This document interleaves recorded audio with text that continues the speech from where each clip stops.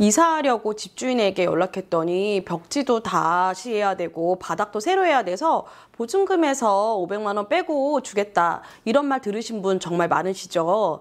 아니, 이 정도는 그냥 살다 보면 생기는 흠집 아닌가? 이러면서 억울해 하시는데요. 실제로 제가 13년 넘게 변호사 생활하면서 본 임대차 분쟁 중에서는요, 원상회복 범위를 몰라서 정말 억울하게 보증금 못 받는 경우가 많았습니다.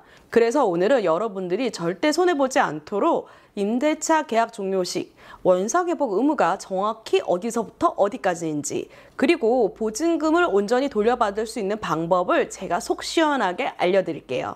그러니까 임대차 계약을 하고 계신 분들은 오늘 내용 반드시 확인하셔서 혹시라도 피해 입는 일들이 없으시길 바라겠습니다.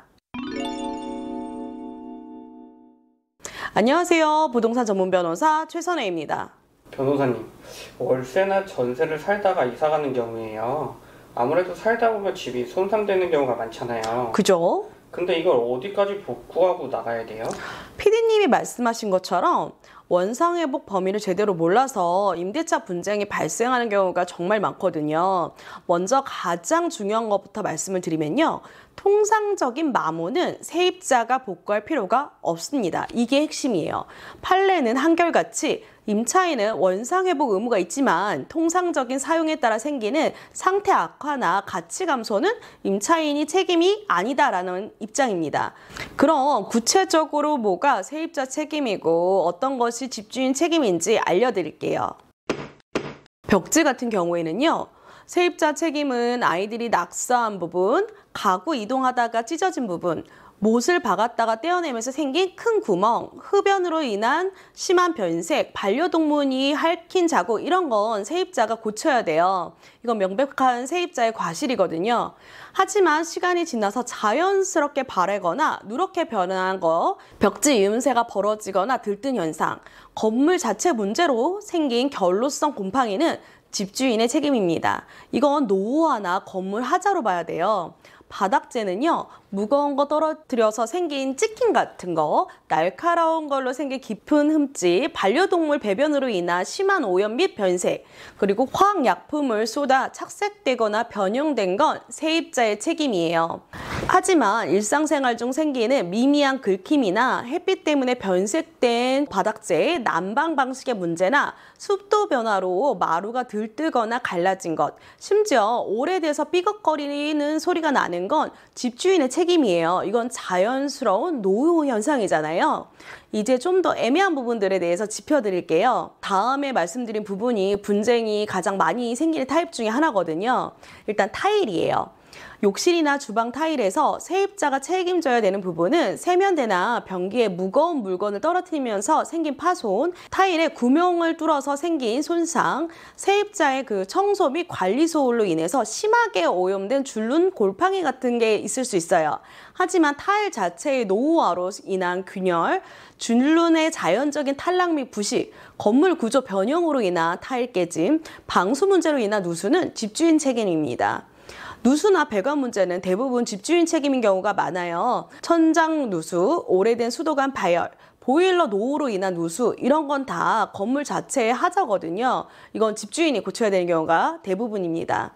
다만 세입자가 배수구에 이물질을 버려서 막혔거나 겨울에 동파 방지 조치를 안 해서 수도관이 터진 경우, 세탁기 호수 연결 불량으로 누수가 발생한 경우는 명백한 세입자의 과실이니 세입자 책임이 되는 거죠. 가전제품이나 기본 옵션도 마찬가지예요. 계약서에 포함된 에어컨, 냉장고 같은 기본 옵션이 노후화로 고장난 거, 그 다음에 붙박이장이나 도어록 같이 시설이 통상적인 사용 중 고장난 건 집주인이 고쳐야 되지만요, 세입자가 부주의해서 떨어뜨려서 파손되거나 임의로 분해하다가 고장낸 것, 에어컨을 강제로 뜯어서 고장낸 경우에는 세입자 책임이겠죠. 중요한 건 정상적인 사용을 했느냐 아니냐예요. 창문, 문, 방충망 관련해서도요, 노후로 인한 창문이나 문틀이 낡아서 작동이 원활하지 않거나 방충망이 오래돼서 찢어진 경우는 집주인의 책임입니다. 하지만 세입자의 부주의로 유리창을 깨뜨렸거나 문에 구멍을 낸 경우, 반려동물이 방충망을 찢은 경우는 세입자의 책임이겠죠. 그리고 정말 애매하고 분쟁이 많이 발생하는 게 뭔지 아세요? 바로 곰팡이예요. 건물의 단열 문제나 외벽 하자로 생긴 결로 때문에 곰팡이가 심각하게 피는 경우에는요, 집주인 책임이에요. 이건 세입자가 아무리 환기를 잘해도 해결이 안 되는 구조적 문제거든요.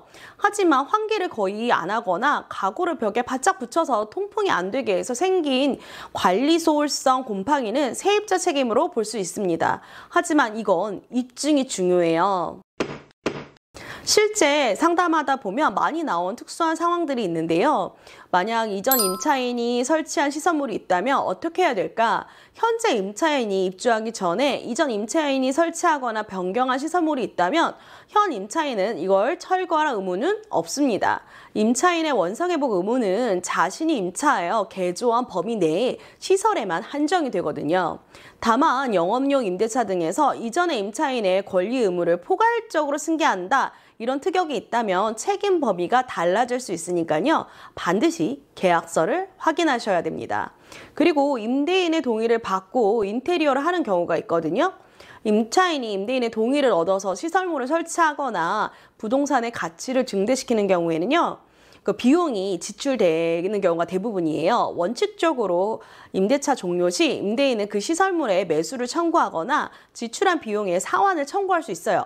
하지만 대부분 임대차 계약서에는 임차인은 임대인의 승인하에 개조한 시설이라도 임대차 종료 시에 자신의 비용으로 원상회복하여야 된다, 이런 특약에 포함되어 있거든요. 이러한 원상회복 의무 특약은 유효한 것으로 인정이 되니까 임차인이 특약에 따라 시설을 철거해야 됩니다. 그럼 이런 경우 억울한 분쟁이 발생하기 전에 어떻게 예방할 수 있을까?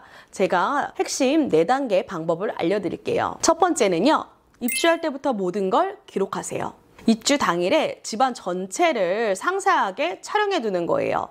특히 기존에 있던 흠집이나 파손 등은 더욱 집중적으로 여러 각도에서 찍어두시고요. 화장실 타일 줄눈, 싱크대 상태, 창문 틈새, 벽지 음새, 바닥재 상태까지 꼼꼼하게 찍어두세요. 가능하면 집주인과 함께 시설 상태를 확인하고 점검표를 작성해서 서명 받아두시는 것이 가장 안전합니다. 만약 집주인이 동행하지 않는다면 부동산 중개인이라도 함께 확인하시는 것이 좋습니다. 특이사항을 기재한 점검표를 작성해서 각자 보관하시게끔 되어 있거든요. 두 번째는요, 계약 기간 중에 하자가 생기면 즉시 알리셔야 됩니다. 누수, 결로, 보일러 고장, 기본 옵션 고장 같은 문제가 생기면 절대로 혼자 해결하시거나 방치하지 마세요. 바로 집주인에게 사진과 영상과 함께 문자로 통보하셔야 됩니다. 통화했다면 언제 누구와 통화했는지도 메모해 두시거나 녹음을 해두세요. 이건 임차인이 선량한 관리자의 주의무를 다했다는 증거가 되고요. 나중에 책임 소재를 가릴 때 정말 중요한 증거가 됩니다. 세 번째는요, 퇴거하실 때는 함께 확인하시고 정산하세요. 이사한 당일에 짐을 다 뺀 상태에서 집주인과 같이 집 상태를 점검하시고요. 원상회복에 필요한 부분이 있다면 수리 범위와 비용을 명확하게 협의하시는 것이 중요합니다. 만약 집주인이 수리 후 비용을 청구한다면 반드시 세부 내역이 포함된 견적서와 영수증을 요구하세요. 이 정도면 되겠지 하고 대충 넘어가시면 안 됩니다.